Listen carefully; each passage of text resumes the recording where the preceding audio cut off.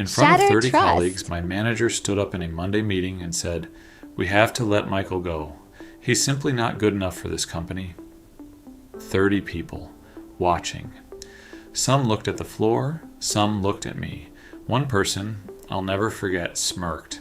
I was 31 years old. I had given that company 6 years. I had worked through 2 Christmases, skipped my father's surgery to meet a deadline, turned down 2 job offers to stay loyal, and in 60 seconds, in front of everyone, it was over.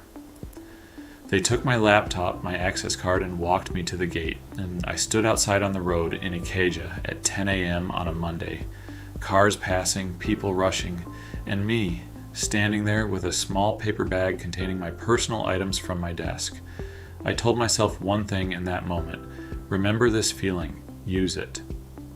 Michael had joined Stellacom, one of Nigeria's top marketing agencies, at 25. He was sharp, creative, hardworking. He had brought in 3 major client accounts in his first 2 years alone. But Michael had one problem: he was better than his manager, and his manager, a man named Benson, knew it. Benson had been at Stellacom for 11 years. He was used to being the smartest person in the room.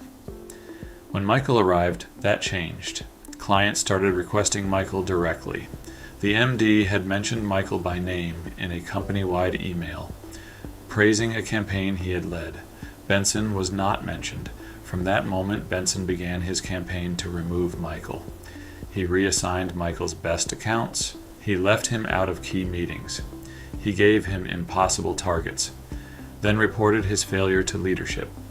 And when Michael pushed back in a management meeting, raising concerns about how work was being allocated, Benson recommended his termination. The MD, who trusted Benson completely, approved it without investigation. Michael was fired the following Monday, publicly, deliberately, as a message to anyone else who might challenge Benson. The blacklisting began almost immediately. Benson reached out to other agencies across Lagos, quietly, professionally, describing Michael as difficult to work with and a liability. Michael applied to 14 companies in 3 months. Final interviews at 6 of them, offers from 0.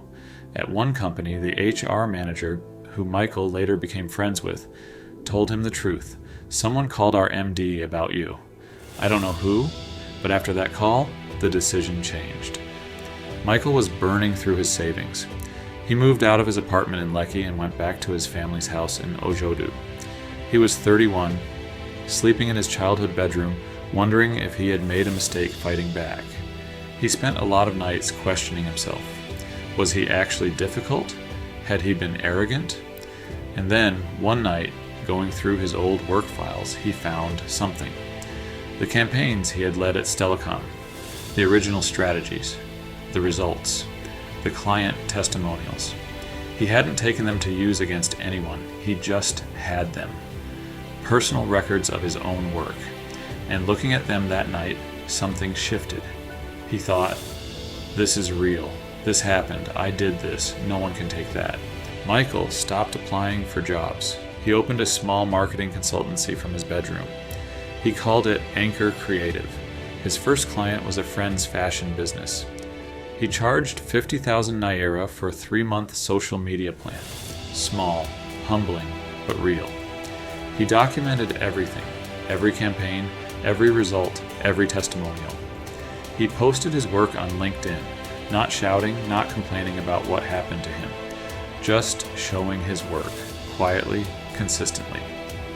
Month 1, 1 client. Month 3, 4 clients. Month 6, he had to turn work away. He hired his first staff member, a young graphics designer working from a small shared office in Ikeja. By month 10, Anchor Creative had a monthly revenue of 4.2 million Naira. He had left Stellacom with a paper bag. Less than a year later, he was running a company. Then came the call that changed everything.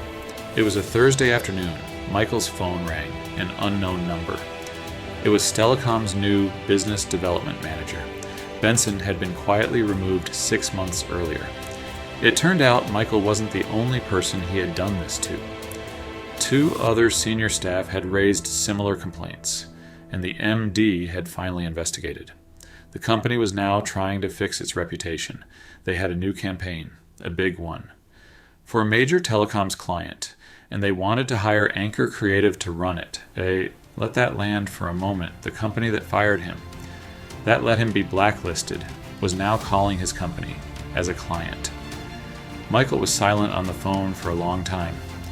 The BD manager asked if he was still there. Michael said, "Send me the brief. My team will review it." He didn't celebrate in the call. He asked his team to assess it like any other brief. They took the contract. They delivered beyond expectations. The telecoms client loved it so much they approached Anchor Creative directly for a 12-month retainer. Stellacom lost the client to the company they had created. Michael never confronted Benson, never posted about what happened to him, never called out the company publicly. He didn't need to. The results spoke. Today, Anchor Creative has a team of 11. They have clients across Nigeria, Ghana, and the UK. Michael recently moved back to Lekki, into a place much better than the one he left. He said something I think about often. The best revenge is making what hurt you completely irrelevant to your life. Not making them pay, not watching them fall. Just making their opinion of you not matter anymore. That's the goal. If you've been fired, overlooked, or underestimated, this channel is for you. Subscribe. Share this with someone who needs to hear it. New stories drop every week. And remember, the comeback is always louder than the setback.